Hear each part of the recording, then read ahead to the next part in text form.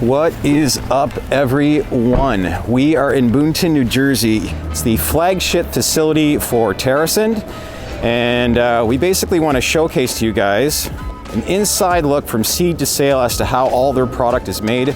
As many of you already know from their latest earnings, they've got #1 market share within this state for flower, #2 market share overall, and this is a big strategy as far as their growth plan for this company. So, what do we plan to do today? Our very own Anthony Verrill, as many of you know, this guy knows the products inside and out. Obviously, being a consumer himself down in the state of Florida, he's going to sit down with the director of cultivation from TerrAscend. His name is Nick D'Amelio. He's been featured on High Times, Leafly, New York Times, a wealth of knowledge that gives you a better idea as to how these products are all made, and most importantly, the revenue that's being generated to give you a better idea on how TerrAscend has become, without a doubt, arguably, one of the, if not the best companies within the overall cannabis space. So here we are, let's go inside and have a look.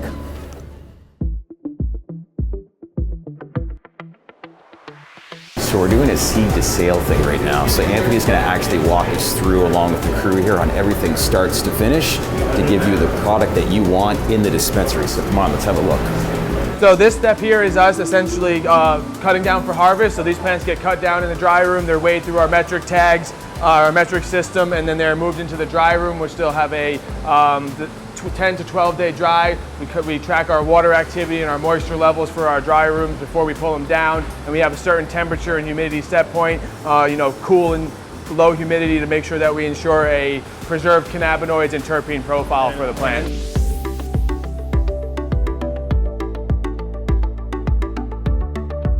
So this is our mother stock. As you can see, we have double stack mom tiers, and we actually have some of our benches that are single stack, so that we can take our moms around day 60 and they can live out the rest of their life up into day about 90 on this single stack benching, which may our mother require less maintenance at that point. We run a quick cycle of around 90 days to ensure healthy genetics to replenish for our flower rooms, to ensure no viroids or HPLVD.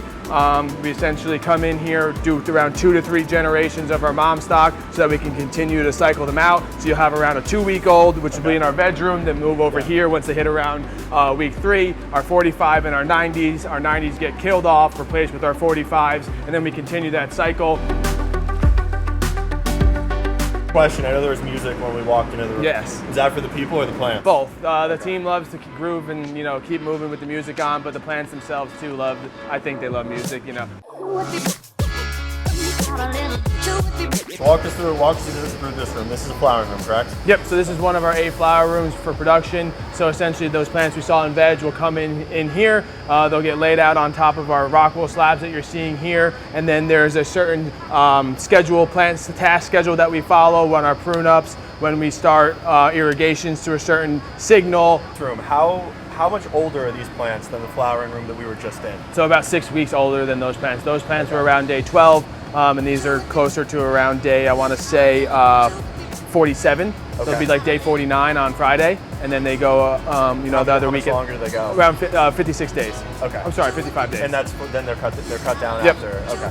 This process is 10 days as a whole. 10 to 12. It really is a parameter-based process. So if it's ready in 10, it's going to come down in 10. If it's ready in 11, it's going to come down 11. So there's no speeding this up. Nope, this is patience. there's data that proves the numbers that we're looking for to break down that material. Okay.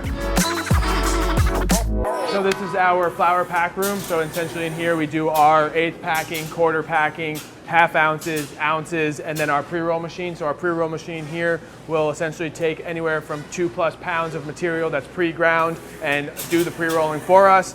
How much of a role does automation play in this process, or how much in the evolution of what's going on to create efficiencies is automation playing in this room? I think to create efficiencies in the future, and with the increase in capacity that we're putting out in cultivation, pre-rolling machine is definitely a necessity to pump out the amount of pre-rolls that we need for the market. And then we are looking into automation for our packaging solution, so that we can again get that flower in a package a lot faster than we are now, and a lot more consistently as well. So we'll have a packaging machine that keeps us consistent, efficient, and we'll get that flour out faster than we can by hand. Yeah, I'm assuming from a QA perspective, I mean, this machine's pumping out a lot more consistent product than it is doing it by the older methods. 100%. There's a lot of that, you know, a lot of people have different ideas of what something should be, but the machine doesn't have that thought process. So, you know, everything comes out, you know, pretty consistent, but they do a hand-intensive QC to make sure that everything is weighed correctly, make sure it's folded correctly, nothing is bent, nothing is too tight, nothing is too loose. There's a lot of hand QCing that goes around this facility, which I don't think automation will ever make up for. You know, the team, the love that they put into it and the end product is super important. So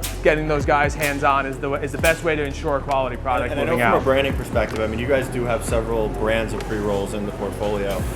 Do each of those have different specifications, or are they all? From a brand standard, there's a little bit of a different standard based on maybe like the test results, but like for us, the flour is still quality flour. It's still nugs, not trim. You know, we have littler buds that might go into the pre-rolls for Legend, or and then we have a little bit bigger size buds that are there for Kind Tree just because of the brand standard for what gets packed into a bag. Yeah. But from a quality of flour, it's the same across the board, no matter if it's a $25 eighth or a $70 eighth.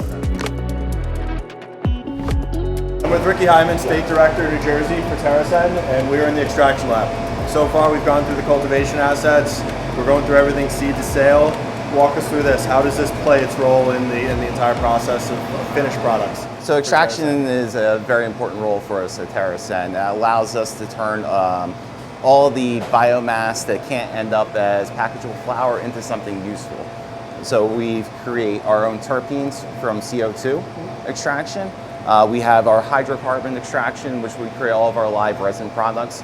We're one of the few in the market that has a true live resin vape on the market. A lot of the other competitors, it's just distillate with live terpenes mixed in.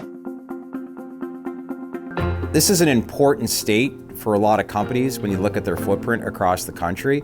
But what would you say, I guess, are, from what you've learned, some of the benefits of operating within the state of New Jersey and what they've done right? Sure. Yeah, no, I think the reason why we've had a lot of success in the state is because we have, you know, the Cannabis Regulatory Commission has done a great job at like really structuring how they want this industry to be run in the state, right? And I think a lot of multi-state operators have come in and started in this state with just, you know, highly respected and stays within, you know, the rules and regulations and compliance of everything. And I think that just really mainstreams us to have a successful and sustainable industry within New Jersey, I think. As we're heading out of here now, and I guess the big takeaway was that was pretty interesting, don't you think? I thought it was good. I think it definitely exceeded expectations. It was nice to see the culture that they're building. It's nice to see the people that are behind the plants. Yeah. I think Nick's passion and his experience spoke through, and I mean, we walked the facility, we saw everything from seed to sale, and I mean, those plants were overly impressive. I mean, there's a lot to be liked with what we saw in that facility. What stood out to you the most? Probably the quality of the plants, consistency, the genetics, the emphasis on his phenotype hunting, just like I said, the attention to detail and the curation that they're going after as far as strains go and as far as what they're pumping out of that facility. So what'd you think?